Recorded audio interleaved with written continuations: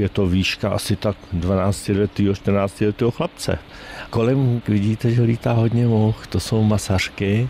Tadyhle ta rostlina si totiž vymyslela takovou zvláštní rozmnožovací strategii.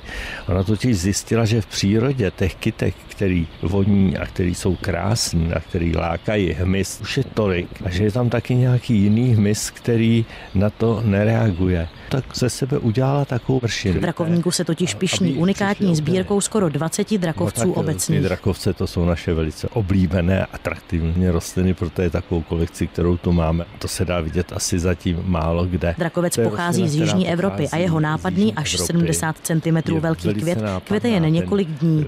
A protože vypadá jako otevřená tlama draka, říká se mu drakovec. Václav Laňka, mimochodem původně zoolog, který se téměř celý život věnoval hadům, ji sice poprvé viděl v roce 1969 v Makedonii, ale do Rakovníka ji přivezl před několika lety z řeckých ostrovů Kréta a Sámos. A my, když jsme se s nima setkali poprvé, jsme mysleli, to je strašně vzácná kytka, určitě je přísně chráněná. Není to vůbec pravda. Drakovce se tam vyskytují v pangejtech u silnic, na smetištích.